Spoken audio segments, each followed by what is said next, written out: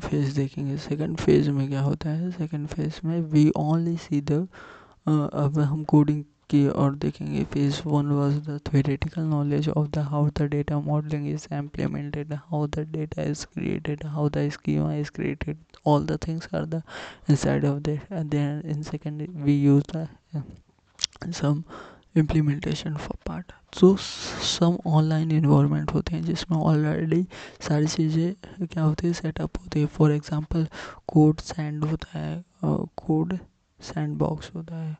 Let's check code sandbox. Sandbox ये क्या होता है, काइंड होता है कि जिसमें सारी चीज़ें क्या होती हैं, ऑलरेडी इंस्टॉल होती हैं, in which we use to implementation of that maybe have there is the faster. इसका कोड डॉट आया है। गिटहब का इसी तरह क्या होता है, गिटहब का कोड स्पेस होता है for the implementation and the doing the code activity on that. Similarly StackBlitz जो ये है, तो इसका भी क्या होता है, अपना इंटरफेस होता है for the environment of the code. So देख how design the system front end team और वर्क टुगेदर। सो ये सारी चीज़ें होती हैं, इनको लॉगिन करते हैं with the using of the GitHub profile and फिर उसके बाद इसको यूज़ कर सकते हैं। starkpic.com को जो है, इसको after the login we use like that कि हम इसके अंदर क्या कर सकते हैं, ये एक कोई भी ऑनलाइन इन्वायरमेंट ले सकते हैं, सिलेक्ट कर सकते हैं इन्वायरमेंट बैकएंड का। बैकएंड में जाएंगे यहाँ पे सेक्शन पे और एक्सप्रेस को सिलेक्ट कर देंगे, तो now we work with that. और फिर इसके बाद फर्स्ट टाइम अगर if you want to increase the font size then the setting workspace space and suppose we want the if want to the increase the font of the for font. So let's I guess this is go to the backend section and I select the node.js as the express. See, it is free, and if you want to increase the font size, go to setting, and after that there is a setting. What is there, workshop setting or edit font size, workshop setting, workshop setting or edit font size.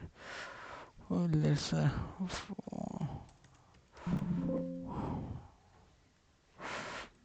maybe have the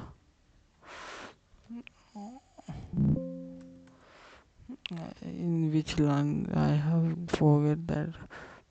Some pair of the line they have the option that the edit font.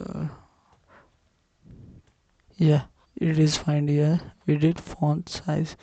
Leave it. It is in the. It is kind of the web browser kind of.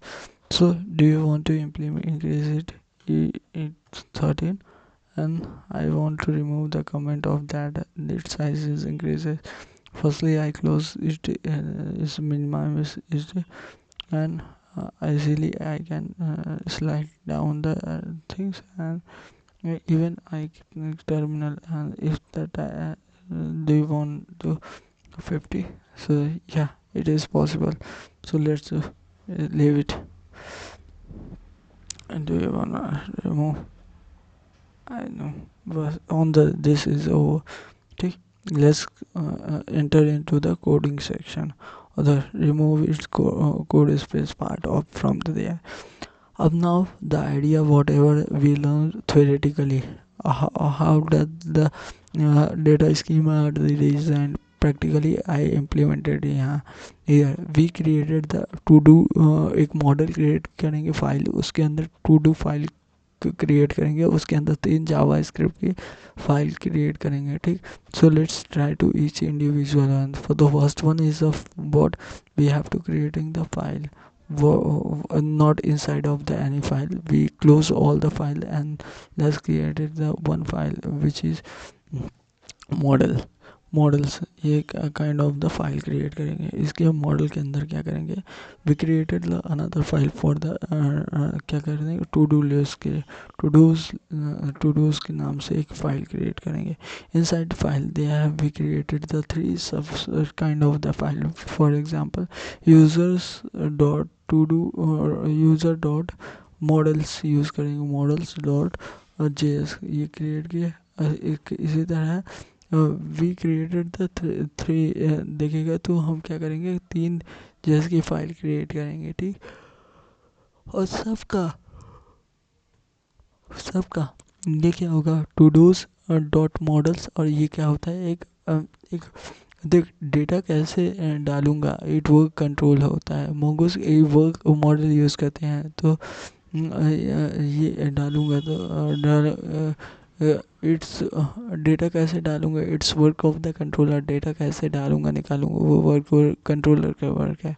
Right now to do के अंदर अंदर data कैसे, we created all the three file here, so let's to do dot model। और फिर उसके बाद ऐसे ही file हम क्रिएट कर देते हैं। सो देख क्या हुआ, टू डू मॉडल यहाँ क्रिएट किया और एक मॉडल क्रिएट करना है, सब do dot to do dot models, सब सारे मॉडल्स करना है, ठीक। ये चीज़ कर देना, this kind of this thing. एक फाइल और क्रिएट करना है और एक और फाइल क्रिएट करना है। We have to created the three file of the inside of that सबडू यूजर्स और सबडू यूजर और एक to do dot model dot JS. This all the three file are created, ठीक। तो हम ये समझ गया कि डेटा बेस की फाइल कैसे क्रिएट करना है। Why we make the model file and we make the to do, because we make the to do file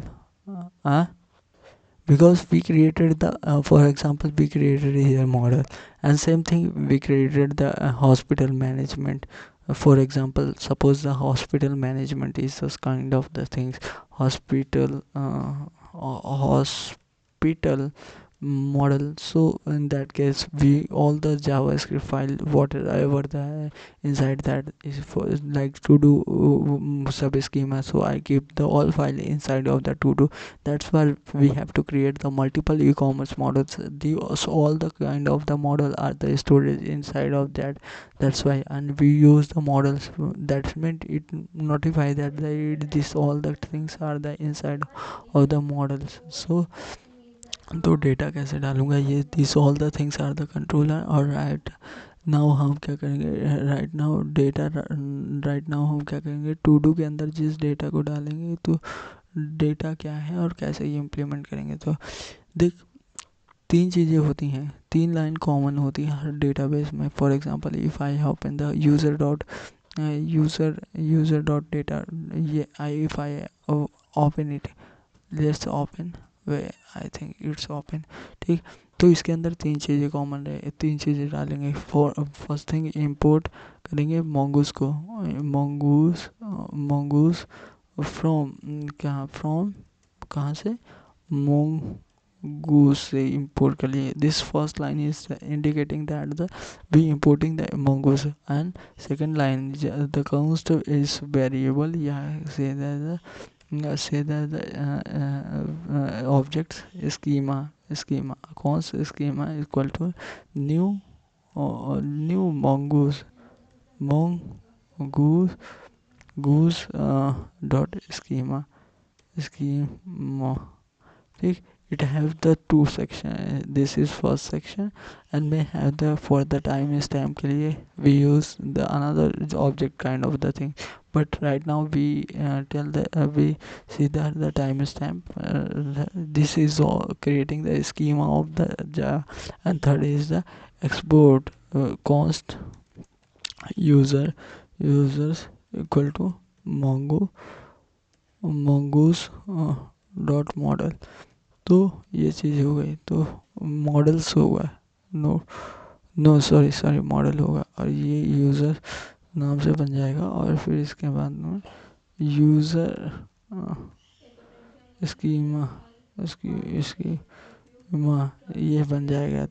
तो 3 लाइन हो गई। तो 3 लाइन क्या है, फर्स्ट लाइन क्या है, इंडिकेट करती है इंपोर्टिंग द मोंगोस लाइब्रेरी को इंपोर्ट कर रही है। सेकंड लाइन क्या है, डिफाइन करती है, define the empty schema. User schema जो है, यूजर स्कीमा एक स्कीमा कंटेन करती है। ये क्या कंटेन करती है, user schema what ever the Mongo schema क्या करती है, एंड ये स्कीमा बनाने में काम आती है।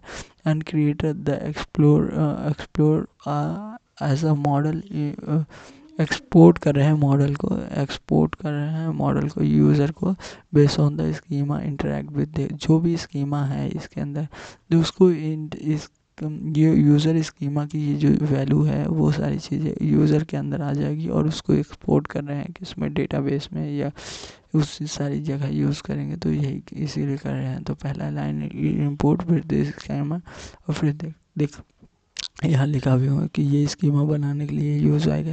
एक्सपोर्ट क्यों कर रहे हैं, एक्सपोर्ट इसलिए कर रहे हैं क्योंकि इसके आगे भी और जगह फाइल होगी जिसमें यूज़ करेंगे हम किसको, इसके जो स्कीमा होंगे, स्कीमा अगर रिलेशनशिप बैठाना होगा तो use the schema of that, तो फाइल को इस यूज़ करेंगे। तो इसीलिए हम क्या करते हैं, इसको एक्सप्लोर करते हैं। और ठीक हर जगह स्कीमा मोंगो डीबी से हर बार स्कीमा मोंगो डीबी से लेकर जाते हैं या किसी फाइल से लेके आते हैं। तो इसीलिए क्या करते हैं, अगर हम कोई भी अगर फॉर एग्जांपल कि दैट मीन्स यूज़र का यूज़र से स्कीमा, सो ऐसे तो जब हम स्कीमा बनाएंगे तो ये इस तरह टेबल बना लेगा और ये टेबल जब क्रिएट होगी उस पर तो ये स्कीमा बनाएंगे जो, तो उसी को बोल दें यूज़र।